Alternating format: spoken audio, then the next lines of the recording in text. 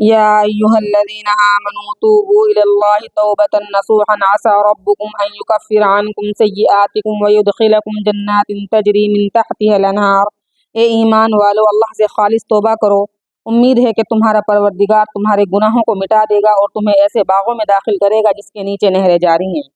جب بندہ کوئی گناہ کر لے پھر اس کا اعتراف کرتے ہوئے توبہ استغفار کرے تو اللہ تعالیٰ اس کی توبہ قبول فرماتا ہے، اور کسی بھی بندے کے لیے یہ بہت ہی سعادت اور نیک بختی ہے کہ اس کے نامہ اعمال میں زیادہ سے زیادہ توبہ استغفار ہو۔ توبہ کے بعد پھر وہی گناہ ہو جائے تو پھر توبہ کرنی چاہیے، بار بار گناہ ہو جائے تو بار بار توبہ کرنی چاہیے، اور کبھی بھی اللہ کی رحمت سے مایوس نہیں ہونا چاہیے، اور یہ نہیں سوچنا چاہیے کہ توبہ کرتی ہوں پھر گناہ کر بیٹھتی ہوں، اب بھلا اللہ تعالیٰ معاف کرے گا یا نہیں۔ ایسا سوچنا حرام ہے، اللہ تعالیٰ کی رحمت سے مایوسی کفر ہے۔ لا تقنطوا من رحمت اللہ، اللہ کی رحمت سے مایوس مت ہو۔ جب توبہ کی جائے خالص توبہ کی جائے، آئندہ گناہ نہ کرنے کا پورا عزم ہو، لیکن اگر خدا نہ خواستہ نفس کے بہکاوے میں آ کر پھر گناہ ہو جائے بالکل چپ نہ بیٹھے، پھر توبہ کرے، اور جب جب ایسا ہو تب تب توبہ کرے، اللہ سے اپنے گناہوں کی مغفرت چاہے، اللہ غفور الرحیم ہے، وہ گناہوں کو بخش دے گا، بار بار بخشے گا، خواہ گناہوں کی مقدار آسمان و زمین کی وسعت کے برابر ہو جائے، اور خوش بھی ہوگا کہ میرا بندہ، میری بندی میری بخشش و مغفرت کے امیدوار ہے، وہ جانتی ہے کہ میں غفور الرحیم ہوں، میں ہی گناہوں کو بخشتا ہوں۔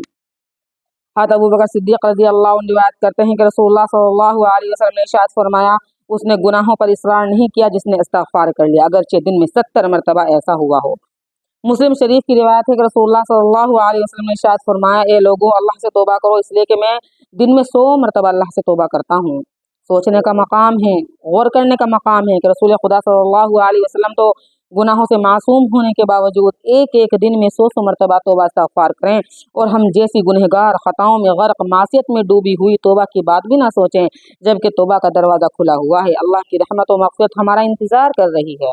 مگر ہم ہیں کہ اللہ کی رحمت و مغفرت سے دامن بھرنے کے لیے آگے نہیں بڑھتی۔ حدیث میں ہے کہ جب بندہ یا بندی کوئی گناہ کرتی ہے تو اس کے دل پر ایک سیاہ دھبا پڑ جاتا ہے، پھر اگر توبہ استغفار کر لے تو دھبا صاف ہو جاتا ہے اور دل چمکنے لگتا ہے، لیکن اگر توبہ نہ کرے اور گناہ پر گناہ کرتی چلی جائے تو وہ دھبا بھی بڑھتا رہتا ہے، یہاں تک کہ پورا دل سیاہ ہو جاتا ہے۔ رسول صلی اللہ علیہ وسلم نے ارشاد فرمایا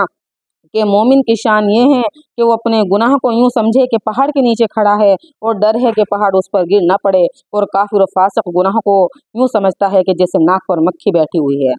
توبہ استغفار دنیا کے غموں کا علاج اور کشائش رزق کا سبب ہے، اس سے دین بھی بنتا ہے اور دنیا بھی بنتی ہے۔ حضرت عائشہ صدیقہ رضی اللہ عنہا روایت کرتے ہیں کہ رسول اللہ صلی اللہ علیہ وسلم نے ارشاد فرمایا، جس نے استغفار کو لازم کر لیا اللہ تعالیٰ اس کے لیے ہر تنگی سے نکلنے کا راستہ بنائے گا، اور ہر غم سے کشادگی پیدا کرے گا، اور اس کو ایسی جگہ سے رزق دے گا جہاں سے اسے گمان بھی نہیں ہوگا۔ اللہ تعالیٰ ہم تمام مسلمانوں کو اپنی مرضیات پر چلائے، گناہوں اور خطاؤں سے محفوظ رکھے، اور صدق دل سے توبہ استغفار کی توفیق عطا فرمائے۔